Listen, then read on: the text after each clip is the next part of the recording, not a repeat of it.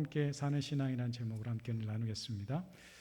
캐나다 캘거리라는 도시를 다녀왔는데요. 잠깐 소개를 다녀온 이야기를 해드리고 말씀을 전하겠습니다. 캐나다 캘거리는 캐나다의 3대 도시입니다. 그래서 토론토, 밴쿠버, 그 다음에 이제 캘거리 도시가 한 150만 정도 된다고 하는데요.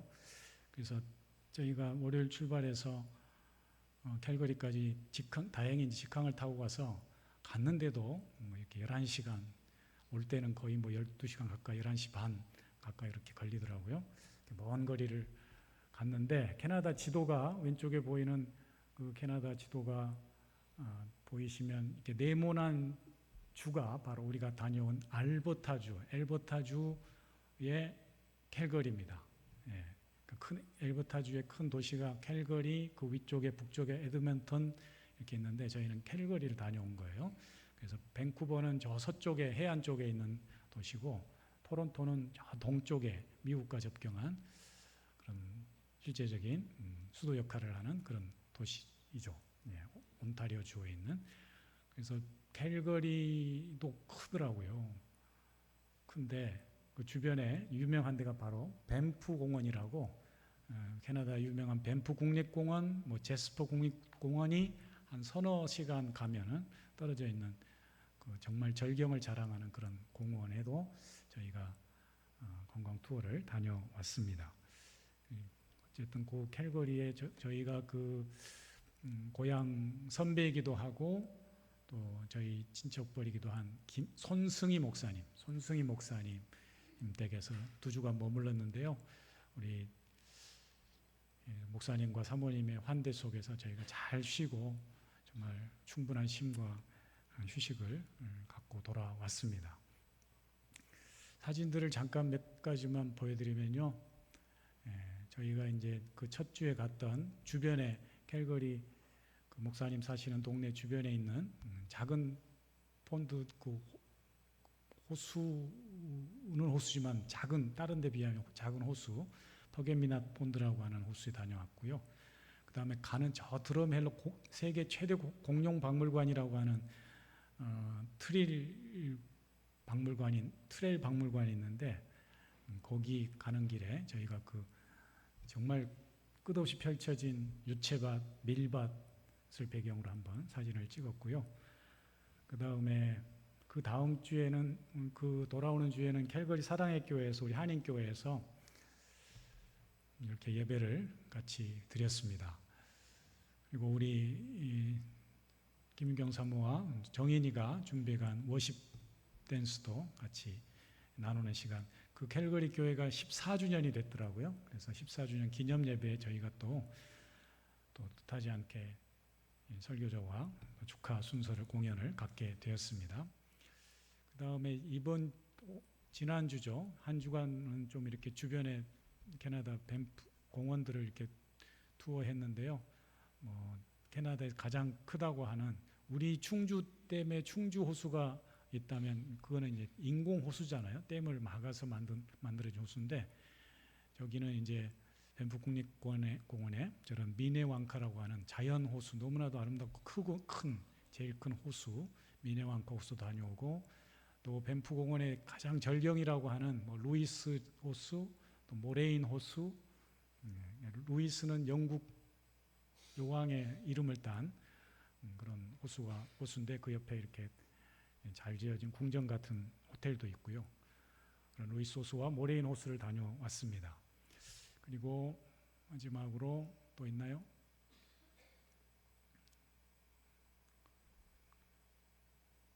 네, 여기가 마지막인가 보네요. 네. 그래서 우리 손수희 목사님 가정에서 묵었는데 사모님이 또 전북 정읍 분이신데 아주 아는 것도 많으시고 음식 솜씨도 좋으시고 저희가 정말 맛있게 한식으로 잘 먹고 잘 쉬고 왔습니다. 아무튼 여러분 기도로 덕분에 잘 다녀왔음을 다시 한번 보고드리면서 감사의 말씀 드리고 하나님께 영광 돌립니다. 캐나다라는 데 다녀왔는데요. 부럽긴 하더라고요. 정말 끝없이 펼쳐진 평원, 넓은 땅, 또 청명한 공기, 정말 멋진 자연 환경, 그런 곳. 우리 한반도의 한 50배가 되는 넓은 땅인데 인구는 뭐 한 4천만, 우리나라 인구보다 적으니까 굉장히 인구도 적으면서 그럼에도 불구하고 사회복지가 잘 된 나라. 우리 어린아이들은 어린아이부터 고등학교, 대학교도 대출금 받아서 다 충분히 교육을 받을 수 있는 그런 혜택이 주어지는 국가고, 또 노인분들에게도, 약자들에게도, 장애인분들에게도 이렇게 노인 복지가 제공되는 그런 정말 살기 좋은, 누구라도 와서 매력을 느끼고 살고 싶다는 그런 나라라고 합니다. 그런 이제 부러운 면이 있는가 하면 깨끗하고 편리하고 또 노약자들이 살기 좋은 복지와 배려가 있는 그런 여유가 넘치는 나라라는 것이 참 아둥바둥 이 좁은 땅에서 굉장히 경쟁적으로 살아가는 우리 한국 사람들이 대부분 와서 캐나다에 와서 그 여유를 맛보고 많이 정착을 한다고 합니다. 그러니까 이분들은 얼마나 여유가 있든지 공항에서도 그 대기줄이 1시간 이상을 기다려야 되는데도 아주 여유 있게 직원들이 전혀 쫓기지 않고 자기 할 일 다 보면서 왔다 갔다 하면서 그렇게 여유가 넘치더라고요.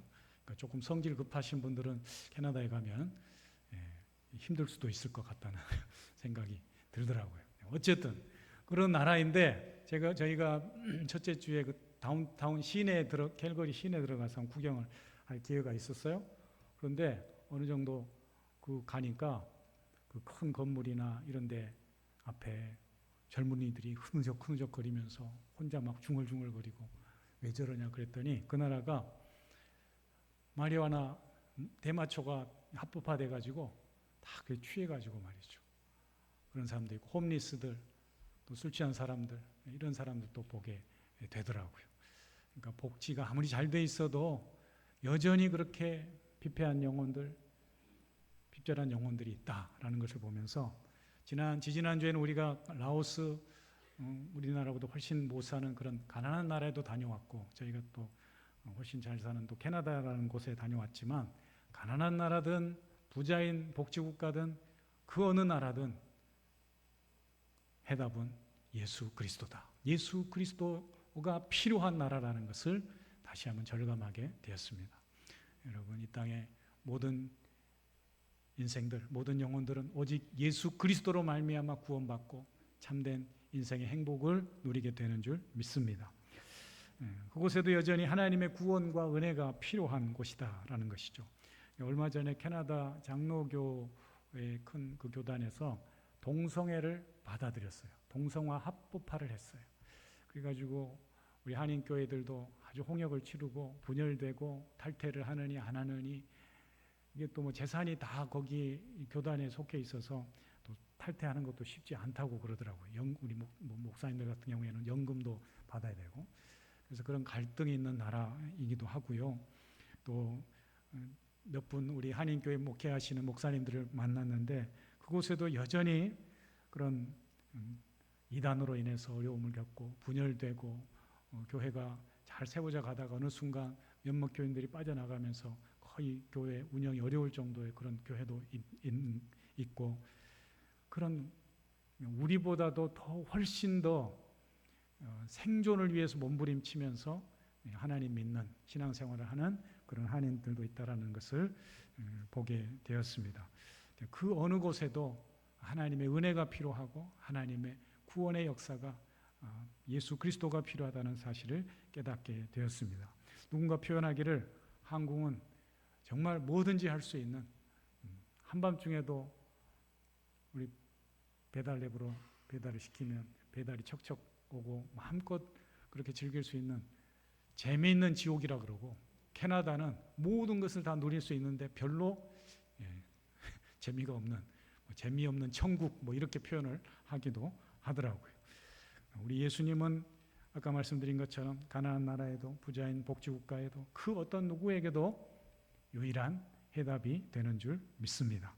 그렇다면 우리가 어떻게 예수님과 함께 그 예수님과 우리의 인생의 답이 되는 그 예수님과 함께 더불어 삶을 살아갈 수 있을까? 오늘 우리가 읽은 본문 골로새서 2장 6절에서 19절 말씀은 우리가 어떻게 주님과 함께 온전한 신앙으로 자라갈 수 있는지를 우리에게 가르쳐주고 있습니다. 첫 번째로 그리스도 예수님 안에 우리의 믿음의 뿌리를, 우리의 인생의 뿌리를 내려야 한다고 말씀합니다. 6절 7절 말씀에 뭐라고 되어 있습니까? 그러므로 너희가 그리스도 예수 안에서 주로 받았으니 그 안에서 뿌리를 박으며, 그 안에 뿌리를 박으며 세움을 받아 교훈을 받은 대로 믿음에 굳게 서서 감사함을 넘치게 하라. 이렇게 되어 있습니다. 그러니까 예수님 안에 뿌리를 내린 신앙, 뿌리 박는 신앙이 중요하다는 거예요. 여러분, 뿌리가 중요합니다. 식물은 뿌리를 내리지 않고서는 결코 살 수가 없습니다. 그 어떤 나무도 겉으로 화려해 보인다 할지라도, 그럴싸해 보인다 할지라도 뿌리 없는 나무는 금방 시들어 죽게 마련입니다. 반면에 뿌리가 깊이 내린 식물이나 나무는요, 시들었다 할지라도, 심지어 불에 타서 고사가 되었다 할지라도 다시 살아나더라고요. 이번에 그 제스퍼 국립공원 쪽에 가니까 지금 작년에 산불이 나서 6개월간 탔다 그러더라고요. 그러니까 지금도 그 나무들이 새까맣게 다 죽어 있어요. 그런데 그 가운데서도 1년이 지나면서 새순이 나오고 새 생명이 이렇게 살아나더라고요. 그러니까 뿌리가 중요합니다. 그것이 바로 뿌리의 힘입니다. 우리의 신앙도 마찬가지입니다. 뿌리를 내려야 믿음의 생명이 지속되는 것이죠. 믿음의 뿌리를 예수님 안에 깊이 내릴 때 우리의 믿음이 흔들리지 않고 견고한 신앙으로 우리 주님과 함께 날마다 동행하는 삶을 살게 될 줄 믿습니다. 모든 일에 우리 주님께 뿌리를 내리십시오. 모든 것이 주님의 은혜입니다. 지난 20년간 한결같은 은혜로 우리 염정교회를 붙들어 주시고 70년간 붙들어 주시고 또 제가 와서 목회하는 20년 동안 함께해 주셨다는 것이 얼마나 감사한지요. 제가 가서 우리 만나는 목사님들에게 제가 염정교회 와서 20년이 돼서 이렇게 교회에서 안식년 휴가를 받아왔습니다. 그랬더니 다들 놀라시는 거예요. 야, 20년간 잘 버텼다고. 버티는 게, 끝까지 버티는 자가, 생존하는 자가 승리한다고. 그렇게 얘기를 하더라고요. 제가 아는 그 같은 신학대학원을 다녔는데 나이는 좀 많으신 연배 형님이신 그 목사님, 캘거리 영락교회를 담임하고 계시는데 그분은 여기서 정말 죽을 지경이 돼서 교통사고로 온 가족이 다 뭐 병원에 입원하고 4개월 동안 입원해 계신 중에 그 캐나다 영락교회에서 부름을 받고 가셨더라고요. 아무런 뭐 정보도 없이 그냥 하나님 부르심 따라서 그 병상에서 그대로 목발 짚고 가셨다고 그러더라고요. 근데도 지금까지 지켜주시고 하나님께서 은혜로 목회를 인도하셨다고. 2004년에 왔다고 저보다 한 1년 정도 더 그 교회에 오래 계셨더라고요. 그런 목사님 얘기도 들으면서 정말 생존을 위해서 그 캐나다 땅에서 힘들게 살아가는 우리 교민들을 대상으로 목회하시는데 정말 대단하다라는 생각이 들기도 했습니다.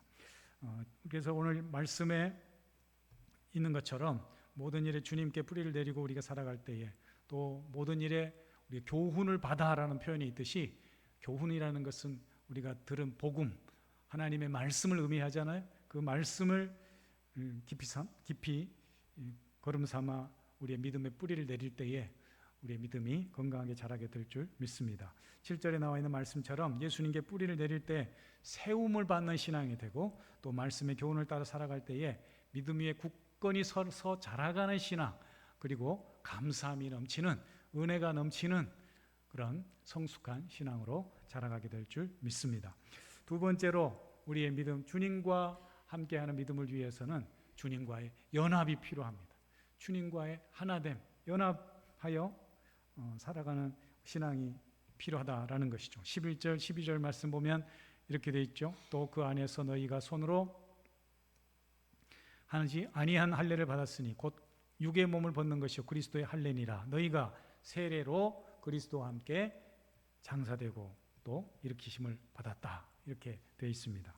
바울은 지금 골로새 교회 성도들을 향해서 경고하고 있는 거예요. 골로새 교회 성도들의 믿음이 흔들리고 있어요. 어떤 믿음이냐? 예수 믿고 구원받는 이 복음 신앙에서 또 다른 헛된 것들을 쫓는 신앙이 이 복음 신앙을 흔들고 있는 거예요. 그래서 율법으로 다시 돌아가야 된다, 할례를 받아야 된다, 세상 철학이 이 가르침에 따라야 된다, 이런 거짓 속임수에 성도들이 속아서 믿음에 흔들리고 있을 때에 저들에게 경고하고 있는 것이죠. 그 왜곡된 믿음, 변질된 믿음은 아니다라는 것이죠.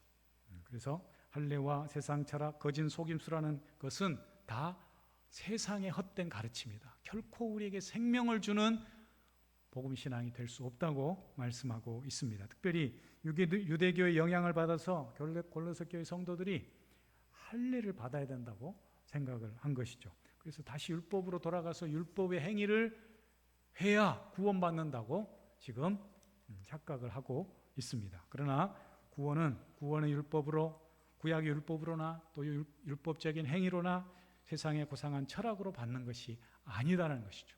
여러분, 오직 구원은 예수 그리스도를 믿음으로 말미암아 구원받는 줄 믿습니다.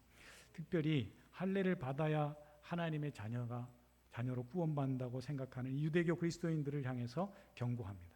할례보다 더 중요한 것은 그리스도와 하나 되는 세례라 하고, 육신의 몸을 벗어나서 다시금 그리스도와 연합하는 그 세례, 그것이 바로 참된 할례, 그리스도의 할례라고 바울이 강조하고 있습니다. 그래서 너희가 손으로 하지 아니한 할례, 그리스도의 할례를 받았다.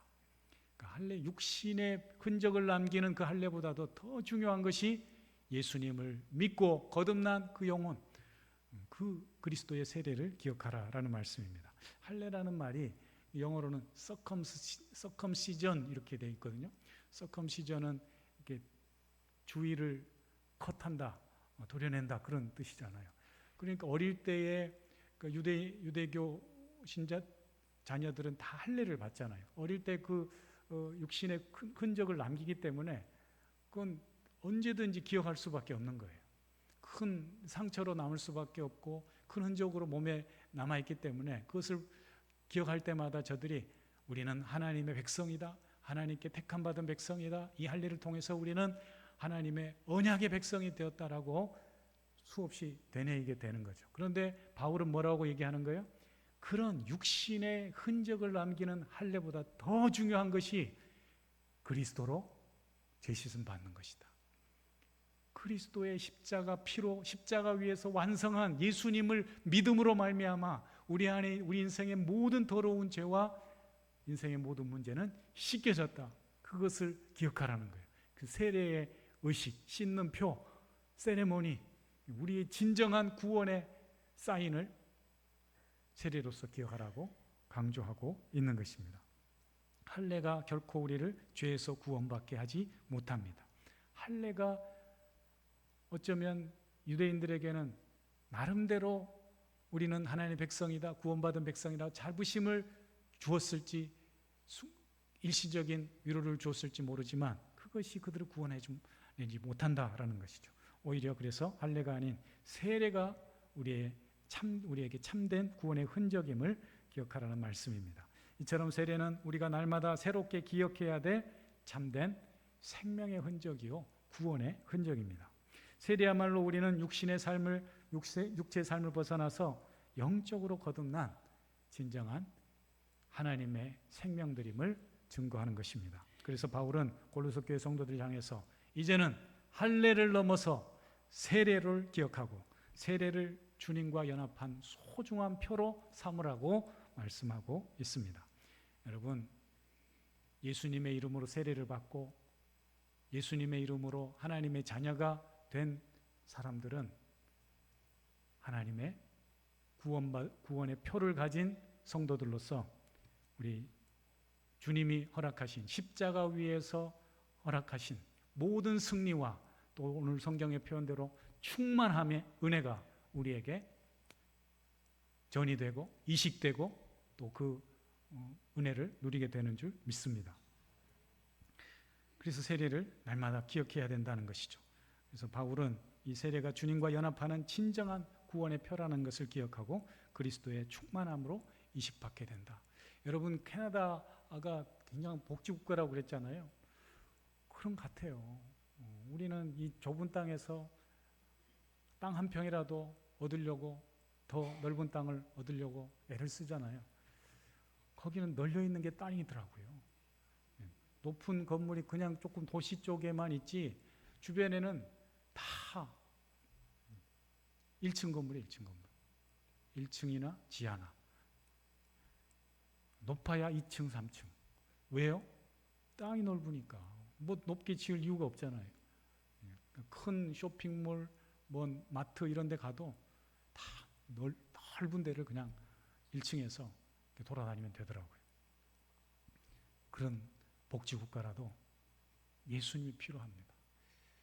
예수님으로 말미암아 우리 인생에 참된 행복이 있고 구원의 은혜가 있다는 것을 깨달아야 됩니다. 그래서 제가 아는 그 영락교회 목회하는 그 목사님도 가서 열심히 원주민 목회를 하고 있더라고요. 청년들과 함께 그 캐나다 원래 살았던 그 퍼스트 네이션인가요? 그 원래 주민들 있잖아요. 인디안이라는 표현은 잘못된 표현이라고 그러더라고요. 그래서 원래 살아있던 그 사람들을 이렇게 보호구역에 살게 하고 정부에서 지원을 하고 하는데 그것도 문제가 많죠. 그런 사람들에게 복음을 전하고 있더라고요. 얼마나 귀합니까? 한국 교민이 거기 가서 교회를 이루고 그 교회 복음의 그 힘을 가지고 감격을 가지고 다시금 그 캐나다의 원주민들 향해 복음으로 가지고 나가고 있는 교회들 모습이 얼마나 귀한지요.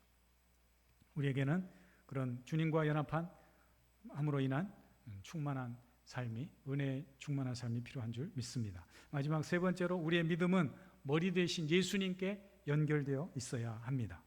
19절 말씀에 뭐라고 되어 있어요? 그 앞절부터 18절부터 보시면 18절 말미에 보시면 그가 그 본 것에 의지하여 그 육신의 생각을 따라 헛되이 과장하고 머리를 붙들지 아니하는지라 온 몸이 머리로 말미암아 마디와 힘줄로 공급함을 받고 연합하여 하나님이 자라게 하심으로 자라느니라. 여러분 식물에게 뿌리가 중요하듯이 동물이나 사람에게는 머리가 중요합니다. 머리 없이 살 수 없는 동물은 없잖아요. 가끔 연체동물이나 낙지 같은 그런 종류의 생물들은 이렇게 잘라내도 머리와 분리돼도 잠깐 살아있는 것처럼 움직이지만 그냥 그거는 신경 근육의 움직임이지 머리가 조종하는 움직임이 아닌 거예요. 우리 인간의 머리는 성인 평균 몸무게에 자신의 몸무게 2%가 안 된대요. 뇌 머리가 인간의 머리가 1.5kg 내외거든요.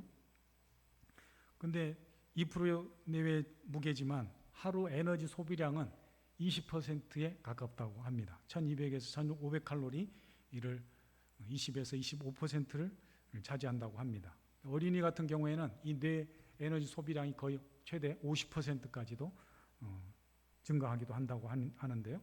이처럼 뇌가 수십억 개의 이런 신경세포 또 뉴런 시냅스로 이루어졌는데 이 뇌는 말이죠. 우리가 휴식할 때 잠잘 때에도 기능을 하는 그런 함으로써 많은 에너지를 사용하는 중요한 우리 신체 기관입니다. 현대인들이 힘들어하는 치매, 파킨슨병, 뇌졸중 다 뇌질환과 관련 있는 되어 있잖아요. 그러니까 우리 인류가 진정한 이 질병 복지, 노인 복지로 나아가기 위해서는 뇌 질환을 정복해야 되는 거예요. 근데 앞으로 머지않아 치료제도 나오고 한다고 하는데 어쨌든 뇌가 중요합니다. 그러니까 우리가 육체적, 신체적으로도 뇌가 중요하지만 성경은 머리를 누구라고 그래요? 그리스도라고 얘기합니다. 우리 교회의 머리요, 우리 성도들의 머리요, 믿음의 머리는 오직 예수 그리스도 한 분뿐인 줄 믿습니다. 그래서 오늘 본 말씀 10절에도 보면 그는 모든 통치자와 권세의 머리시라. 그는 모든 통치자와 권세의 머리시고 교회 에베소 나와 있는 말씀처럼 만물을 충만케 하는 교회 머리라고 말씀합니다. 그리고 19절에 나와 있는 것처럼 머리를 붙들지 아니하는지라 몸이 머리로 말미암아 연합하여 하나님이 자라게 함으로 자란다. 이런 말씀이 나와 있습니다. 여러분, 우리의 믿음은요, 우리가 스스로 잘하게 하는 것이 아니라 하나님이 잘하게 하는 줄 믿습니다. 우리가 예수 그리스도께 정확하게, 확실하게 붙어 있어야 돼요. 머리 대신 주님께 붙어 있어야 돼요. 그래야 우리의 믿음이 확실하게 자라고 견고한 믿음으로, 성숙한 믿음으로 자라게 되는 줄 믿습니다. 교회의 머리시요 믿음의 머리신 예수님을 온전히 붙드는 저와 여러분 될 수 있기를 축복합니다. 머리 대신 예수님과 연결되어 있을 때에 믿음이 자랄 뿐만 아니라 소망이 있는 믿음을 갖게 되는 것이죠. 이를 성경은 온몸이 머리로 말미암아 마디와 힘줄로 공급함을 받고 연합하여 하나님이 자라게 하심으로 자라느니라, 이렇게 말씀하고 있습니다. 믿음은 우리가 자라게 하는 것이 아니라 하나님이 자라게 한다는 말씀이죠. 그러니까 우리가 성도들이 해야 될 일은 뭐냐? 부지런히 주님과 연합하기 위해서, 주님과 하나 되기 위해서, 머리 대신 주님께 붙어 있기 위해서, 주님께 깊이 뿌리를 내리기 위해서 부단히 함께하는 구원의 신앙생활의 방편들을 우리가 매일의 삶 속에서 반복해 내야 되는 거예요. 그게 바로 믿음의 훈련이요, 영성 훈련이라고 할 수가 있는 것이죠. 그러기 위해서 우리가 부단히 오늘 본문 말씀처럼 믿음의 뿌리를 내리고 머리 대신 주님께 연결되어 있고, 그리고 주님과 연합하는 삶을 살기 위해서는 위로, 아래로, 옆으로 우리 늘 주님과 연결되어 있는 신앙생활을 해야 될 줄 믿습니다. 잠깐 지난주에 라오스 다녀오고 캐나다 다녀오고, 사실 제 체력으로는 지금 병이 나야 되거든요.